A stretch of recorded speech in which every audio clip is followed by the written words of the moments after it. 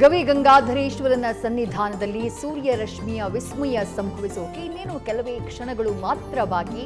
ದೇಗುಲದಲ್ಲಿ ಎಲ್ಲ ರೀತಿಯಾದಂತಹ ತಯಾರಿಗಳು ನಡೆದಿದ್ದಾವೆ.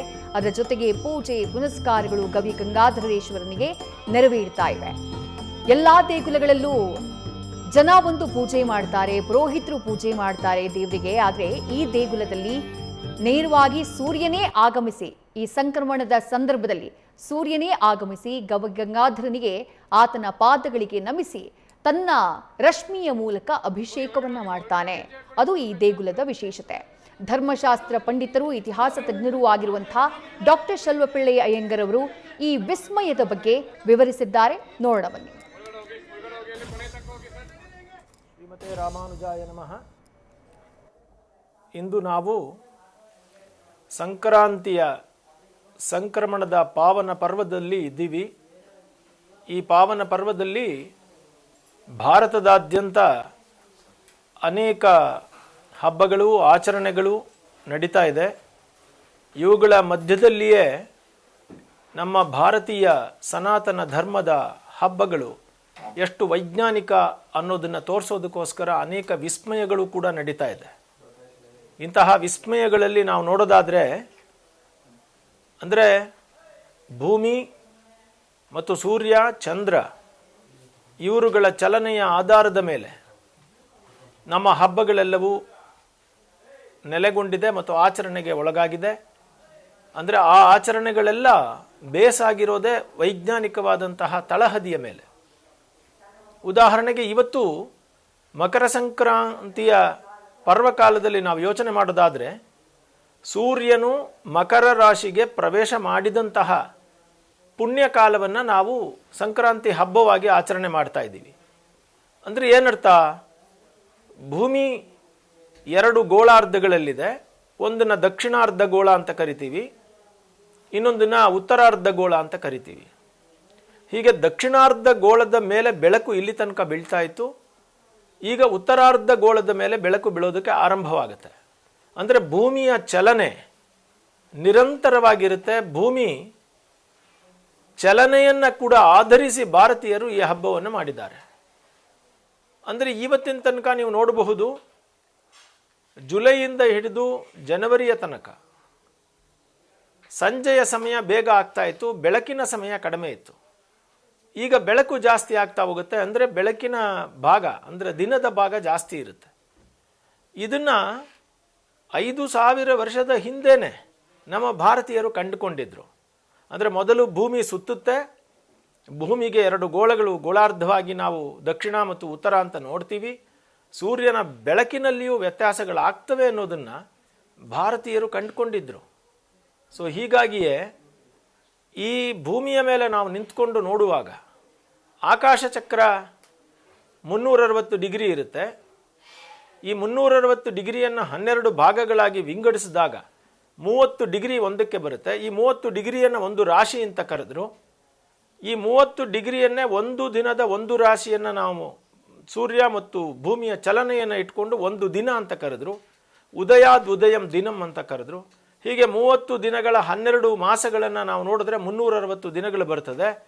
ಕೆಲವನ್ನ ಅಧಿಕ ಅಂತ ಕರೆದ್ರು, 365ಕ್ಕೆ ಅಡ್ಜಸ್ಟ್ ಮಾಡಿದ್ರು. ಇದನ್ನು ಸಾವಿರಾರು ವರ್ಷಗಳ ಹಿಂದೆಯೇ ನಮ್ಮ ಋಷಿಮುನಿಗಳು ಇದನ್ನು ಕಂಡುಹಿಡಿದಿದ್ದಾರೆ. ಸೊ ಇದು ಒಂದು ಭಾಗ. ಈ ಹಬ್ಬವನ್ನು ಆಚರಣೆ ಮಾಡ್ತಾ ಇದ್ದೀವಿ. ಇವತ್ತು ನಾವು ನೀವೆಲ್ಲ ನೋಡ್ತಾ ಇರೋದು ಏನಪ್ಪ ಅಂತ ಕೇಳಿದ್ರೆ, ಗವಿ ಗಂಗಾಧರೇಶ್ವರ ಸ್ವಾಮಿ ದೇವಾಲಯದಲ್ಲಿ ಸೂರ್ಯನ ಕಿರಣಗಳು ಲಿಂಗವನ್ನು ಸ್ಪರ್ಶಿಸಿ, ಗವಿ ಗಂಗಾಧರೇಶ್ವರ ಲಿಂಗವನ್ನು ಸ್ಪರ್ಶಿಸಿ ಹೋಗ್ತಾ ಇರೋದು. ಇನ್ನೇನು ಕೆಲವೇ ಸಮಯದಲ್ಲಿ ಆ ಒಂದು ಕಿರಣದ ಸ್ನಾನ ಸ್ಟಾರ್ಟ್ ಆಗುತ್ತೆ ಮತ್ತು ಕಿರಣ ದಕ್ಷಿಣಾಭಿಮುಖವಾದ ಕಿಟಕಿಯಲ್ಲಿ ಹಾದು ಬೆಳಕಿನ ಕಿರಣಗಳು ಆ ದೇವರ ಮೇಲೆ ಬೀಳ್ತವೆ. ನೋಡಿ, ಸಂಕ್ರಾಂತಿ ಅನ್ನುವಂತಹದ್ದು ಒಂದು ಕೇವಲ ಯಾವುದೋ ಕಟ್ಟುಕತೆಯಾಗಿದ್ದರೆ ಅಥವಾ ಅದು ವೈಜ್ಞಾನಿಕವಾದಂತಹ ಗಣಿತದ ಜೊತೆಯಲ್ಲಿ ಇಲ್ಲದೆ ಹೋಗಿದ್ರೆ ಹೀಗೆ ಕಿರಣಗಳು ಹೇಳಿದ ದಿನಕ್ಕೆ ಸರಿಯಾಗಿ ಬೀಳ್ತಾ ಇತ್ತಾ? ಅದು ಕೂಡ ಆ ಕಿರಣಗಳು ಸರಿಯಾದ ಕ್ರಮದಲ್ಲಿ ಬೀಳಬೇಕು, ಲಿಂಗದ ಮೇಲೆ ಹೋಗಬೇಕು. ಭೂಮಿಯ ಚಲನೆಗೆ ಸರಿಯಾಗಿ ಲಿಂಗ ಪೂರ್ತಿ ಮೊದಲು ನಂದಿಯ ಮೇಲೆ ಬಿದ್ದು ನಂದಿಯ ಕಿರಣಗಳು ಲಿಂಗದ ಮೇಲೆ ಬಿದ್ದು ಆಮೇಲೆ ಸೂರ್ಯಾಸ್ತ ಆಗುತ್ತೆ. ಇಷ್ಟೆಲ್ಲ ಮಾಡಬೇಕಾದ್ರೆ ಮೊದಲಿಗೆ ಸೂರ್ಯನ ಚಲನೆ ಗೊತ್ತಿರಬೇಕು. ಒಂದು ಕಾಲದಲ್ಲಿ ನಮ್ಮ ಏನು ಕ್ಯಾಲೆಂಡರ್ಗಳ ಪ್ರಕಾರ ಸೂರ್ಯನೂ ಚಲಿಸ್ತಾನೆ ಎಂದಾಗ ಬಹಳ ವಿಜ್ಞಾನಿಗಳು ಇಲ್ಲ ಅಂದಿದ್ರು. ಈಗ ಸೂರ್ಯನೂ ಚಲಿಸ್ತಾನೆ, ಅವನು ಕ್ಷೀರಪಥದ ಸುತ್ತಾ ಇದ್ದಾನೆ ಅನ್ನೋದನ್ನು ಒಪ್ಕೊಂಡಿದ್ದಾರೆ. ಸೊ ಸೂರ್ಯನೂ ಸುತ್ತುತ್ತಾ ಅದು ತುಂಬ ಕಡಿಮೆಗೆ ನಮಗೆ ಗೋಚರವಾಗುವಂತಹದ್ದು. ಭೂಮಿಯ ಸುತ್ತುವಿಕೆ ಮತ್ತು ಚಂದ್ರನ ಸುತ್ತುವಿಕೆ ಅಂದರೆ ಈ ದೇವಾಲಯವನ್ನು ಕಟ್ಟೋದಕ್ಕಿಂತ ಮುಂಚೆ ಆ ಕಟ್ಟಿದ ಆರ್ಕಿಟೆಕ್ಚರ್ ಮಾಡಿದ ಶಿಲ್ಪಿಗೆ, ವಾಸ್ತು ತಂತ್ರಜ್ಞನಿಗೆ ಏನೆಲ್ಲ ಗೊತ್ತಿತ್ತು ಅನ್ನೋದಾದರೆ, ಅವನಿಗೆ ಆರ್ಕಿಟೆಕ್ಚರ್ ಗೊತ್ತಿತ್ತು. ಆರ್ಕಿಟೆಕ್ಚರ್ ಅಂದರೆ ಗಣಿತ ಗೊತ್ತಿರಬೇಕು. ಗಣಿತ ಗೊತ್ತಿರಬೇಕು ಅಂತಂದರೆ ಈ ಏನು ಟ್ರಿಗ್ನಾಮೆಟ್ರಿ ಅಂತ ಕರಿತೀವಿ ಅದು ಗೊತ್ತಿರಬೇಕು. ಇದಷ್ಟೇ ಅಲ್ಲದೆ ವಾಸ್ತುಶಿಲ್ಪ, ಗಣಿತ ಮತ್ತು ಖಗೋಳ ಇಷ್ಟು ಗೊತ್ತಿದ್ರೆ ಮಾತ್ರ ಇದನ್ನು ಹೊಂದಿಸೋದಕ್ಕೆ ಸಾಧ್ಯವಾಗ್ತದೆ. ಹೀಗೆ ಗಣಿತದ ಲೆಕ್ಕಾಚಾರಗಳು, ವಾಸ್ತುಶಿಲ್ಪದ ಲೆಕ್ಕಾಚಾರಗಳು, ಸೂರ್ಯ ಚಂದ್ರ ಭೂಮಿಯ ಚಲನೆಗಳು, ನಕ್ಷತ್ರದ ಖಗೋಳ ವಿಜ್ಞಾನ ಮತ್ತು ಧಾರ್ಮಿಕ ವಿಜ್ಞಾನ ಇಷ್ಟು ಗೊತ್ತಿದ್ದವರು ಮಾತ್ರನೇ ಈ ದೇವಾಲಯವನ್ನು ಮಾಡೋದಕ್ಕೆ ಸಾಧ್ಯ. ಇದನ್ನು ಭಾರತೀಯರು ಮಾಡಿದ್ದಾರೆ ಅಂದರೆ ಇಡೀ ಪ್ರಪಂಚದಲ್ಲಿ ಈ ರೀತಿಯಾದಂತಹ ಕ್ಯಾಲ್ಕುಲೇಷನ್ ಮಾಡಿರುವಂತಹ ಯಾವ ದೇಶವೂ ಇಲ್ಲ. ಬೇರೆ ಬೇರೆ ದೇಶಗಳಲ್ಲಿ ಬೇರೆ ಬೇರೆ ಕ್ಯಾಲ್ಕುಲೇಷನ್ ಮಾಡಿದ್ದಾರೆ, ಆದರೆ ಭಾರತೀಯರು ಎಷ್ಟು ಅದ್ಭುತವಾದ ಜ್ಞಾನವನ್ನು ಹೊಂದಿದ್ರು ಅನ್ನೋದು ನಮಗೆ ಇದರಲ್ಲಿ ಗೊತ್ತಾಗುತ್ತೆ. ಇವಾಗ ಇನ್ನೇನು ಗವಿಗಂಗಾಧರೇಶ್ವರ ಸ್ವಾಮಿ ದೇವಾಲಯದಲ್ಲಿ ಬೆಳಕಿನ ಕಿರಣಗಳು ಗೋಚರಿಸುತ್ತೆ. ಅಲ್ಲಿಗೆ ಇನ್ನೂ ಒಂದು ಗೊತ್ತಿರಬೇಕು ಅವರಿಗೆ, ಬೆಳಕಿನ ವೇಗವೂ ಗೊತ್ತಿರಬೇಕು ಅವರಿಗೆ. ಬೆಳಕಿನ ವೇಗ ಸೆಕೆಂಡಿಗೆ 3 ಲಕ್ಷ ಕಿಲೋಮೀಟರ್. ಆ 3 ಲಕ್ಷ ಕಿಲೋಮೀಟರ್ ಬೆಳಕಿನ ವೇಗ, ಭೂಮಿಯ ಚಲನೆಯ ವೇಗ, ದೇವಾಲಯದ ಎತ್ತರ ಮತ್ತು ಉದ್ದ, ಅದರ ಅಗಲ, ಅದರ ಕಿಟಕಿಗಳು ಮತ್ತು ಇವೆಲ್ಲ ಗೊತ್ತಿದ್ದು ಸೂರ್ಯನಿಂದ ಭೂಮಿಗೆ ಇರುವ ಅಂತರ ಮತ್ತು ಚಂದ್ರ ಮತ್ತು ಭೂಮಿಗೆ ಇರುವ ಅಂತರ ಇವೆಲ್ಲ ಗೊತ್ತಿದ್ದರಿಂದಾನೇ ಅವರು ಆರ್ಕಿಟೆಕ್ಚರನ್ನು ಮಾಡಿದ್ದಾರೆ. ಇಂತಹ ಗವಿಗಂಗಾಧರೇಶ್ವರ ಸ್ವಾಮಿ ದೇವಸ್ಥಾನ ಕೇವಲ ಒಂದು ಆರ್ಕಿಟೆಕ್ಚರ್ ವಂಡರ್ ಅಲ್ಲ, ಅತ್ಯಂತ ಪ್ರಾಚೀನವಾದ ಇತಿಹಾಸವನ್ನು ಹೊಂದಿದೆ. ವೇದ ಕಾಲದಲ್ಲಿ ಮಹರ್ಷಿಗಳಾದ ಭಾರದ್ವಾಜರು ಮತ್ತು ಗೌತಮರು ಈ ಒಂದು ಗೌತಮರು ಪ್ರತಿಷ್ಠೆ ಮಾಡಿದರು, ಇಲ್ಲಿ ತಪಸ್ಸನ್ನು ಮಾಡಿದರು. ಅದು ಅಲ್ಲದೆ ಈ ಗುಹೆಯನ್ನು ಕೆತ್ತಿದ್ದು ಗಂಗರ ಕಾಲದಲ್ಲಿ ಏಕಶಿಲಾ ಗುಹೆ ಇದು.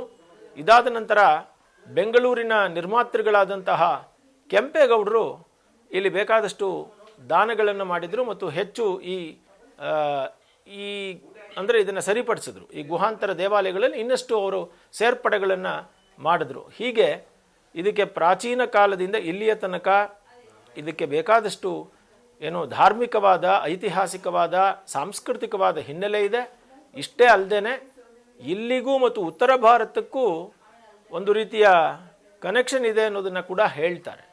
ಹೀಗೆ ಗವಿಗಂಗಾಧರೇಶ್ವರ ಸ್ವಾಮಿಯ ದೇವಾಲಯದಲ್ಲಿ ಇಂದು ಸೂರ್ಯನ ಕಿರಣ ಬೀಳ್ತಾ ಇರೋದು ನಿಜವಾಗಿಯೂ ಇದು ಜಗತ್ತಿನ ಒಂದು ಖಗೋಳ ವಿಜ್ಞಾನ ಮತ್ತು ಭಾರತೀಯ ವಾಸ್ತು ವಿಜ್ಞಾನಕ್ಕೆ ಇದು ಸಾಕ್ಷಿ ಅಂತ ಹೇಳ್ಬೋದು.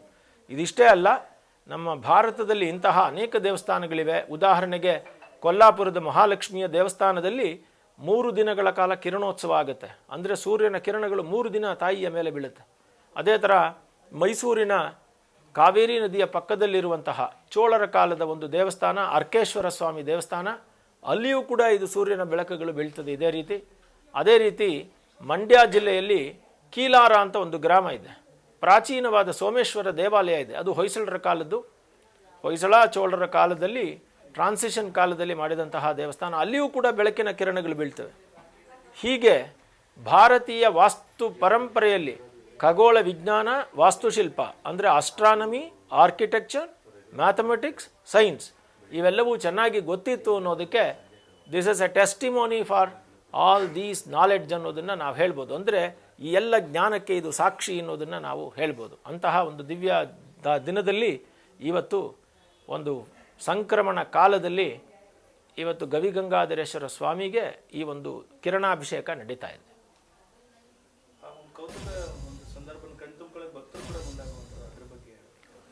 ಇಂತಹ ಒಂದು ಸಂದರ್ಭದಲ್ಲಿ ಸಾಮಾನ್ಯವಾಗಿ ಜನರು ಇದನ್ನು ನೋಡೋದಕ್ಕೆ ಬರ್ತಾರೆ. ನೋಡೋದಕ್ಕೆ ಬಂದಾಗ ಅವರಿಗೆ ಮನಸ್ಸಲ್ಲಿ ಉದ್ಭವಿಸ್ತದೆ, ಏನಪ್ಪ ಇದು, ಎಷ್ಟು ಸಾವಿರ ವರ್ಷಗಳಿಂದ ಹೀಗೆ ಮಾಡಿದ್ದಾರೆ. ಆ ಕಿರಣಗಳು ಹೇಗೆ ಬೀಳ್ತವೆ, ಆ ಕಿರಣಗಳು ಹೇಗೆ ಆ ಕಿಟಕಿಯಿಂದ ಬಂದು ಲಿಂಗದ ಮೇಲೆ ಅಂದರೆ ನಂದಿಯ ಮೇಲೆ ಬಿದ್ದು ಮತ್ತು ಲಿಂಗದ ಮೇಲೆ ಬೀಳ್ತದೆ ಅನ್ನೋದನ್ನು ನೋಡೋದಕ್ಕೆ ಜನ ಕುತೂಹಲವಾಗಿರ್ತಾರೆ ಮತ್ತು ಸಾವಿರಾರು ಜನ ಬರ್ತಾರೆ. ಮತ್ತು ಲಿಂಗದ ಮೇಲೆ ಹಾಲು ಅಭಿಷೇಕ ಆಗ್ತಾ ಇರುವಾಗ ಈ ಬೆಳಕಿನ ಕಿರಣ ಬೀಳೋದಕ್ಕೂ ಅದಕ್ಕೂ ಅತ್ಯದ್ಭುತವಾಗಿ ಕಾಣ್ತದೆ. ಹೀಗೆ ಇವತ್ತು ಸಾವಿರಾರು ಜನ ಬಂದಿದ್ದಾರೆ. ಕೆಲವೊಮ್ಮೆ ಅಲ್ಲಿ ಏನು ಮೋಡಗಳು ತುಂಬಿಕೊಂಡಾಗ ಈ ಕಿರಣಗಳು ಬರೋದಿಲ್ಲ, ಕಾಣೋದಿಲ್ಲ, ಆಗ ಜನಕ್ಕೆ ನಿರಾಸೆ ಆಗುತ್ತೆ. ಆದರೆ ಇವತ್ತು ನಾನು ಇಲ್ಲಿ ಮಂಡ್ಯ ಜಿಲ್ಲೆಯ ಮೇಲುಕೋಟೆ ಶ್ರೀ ಚಲುವನಾರಾಯಣ ಸ್ವಾಮಿ ದೇವಾಲಯದ ಎದುರಿಗಿಂದ ನೋಡ್ತಾ ಇದ್ದೀನಿ. ಶುಭ್ರವಾದ ಆಕಾಶ ಮತ್ತು ಬೆಳಕಿನ ಕಿರಣಗಳು ಚೆನ್ನಾಗಿ ಬರ್ತಾ ಇದೆ. ಇವತ್ತು ಸೂರ್ಯ ಪ್ರಸನ್ನನಾಗಿದ್ದಾನೆ ಸಂಕ್ರಮಣ ಕಾಲದಲ್ಲಿ. ಅಲ್ಲಿಯೂ ಕೂಡ ಹಾಗೇ ಇರುತ್ತೆ, ಮೋಡಗಳು ಬರೋದಿಲ್ಲ, ಚೆನ್ನಾಗಿ ದರ್ಶನ ಆಗುತ್ತೆ ಅಂತ ಭಾವಿಸ್ತೀನಿ. ಯಾಕೆಂದರೆ ಕೆಲವರು ಮೋಡಗಳಲ್ಲಿ ದರ್ಶನವಾಗದೇ ಹೋದರೆ ಅದನ್ನು ಬೇರೆ ಬೇರೆ ಶಕುನಗಳಾಗಿ ತಗೊಳ್ತಾರೆ ಅನ್ನೋದು ಕೂಡ ಅಲ್ಲಿನ ನಂಬಿಕೆ. ಅಲ್ಲಿನ ಅರ್ಚಕರುಗಳು ಆ ಮಾತುಗಳನ್ನು ಹೇಳ್ತಾರೆ. ಅದು ನಂಬಿಕೆಗಳಿಗೆ ಸಂಬಂಧಪಟ್ಟಿದ್ದು. ನಾವಿಷ್ಟೊತ್ತು ಹೇಳಿದ್ದು ಇದು ಆರ್ಕಿಟೆಕ್ಚರು ಸೈನ್ಸಿಗೆ ಸಂಬಂಧಪಟ್ಟಿದ್ದು, ವಿಜ್ಞಾನಕ್ಕೆ ಸಂಬಂಧಪಟ್ಟಿದ್ದು. ಅವರು ನಂಬಿಕೆಗಳ ಮೇಲೆಯೂ ಕೂಡ ಅಲ್ಲಿನ ಜನ ಒಂದಷ್ಟು ವಿಚಾರಗಳನ್ನು ಇಟ್ಕೊಂಡಿದ್ದಾರೆ.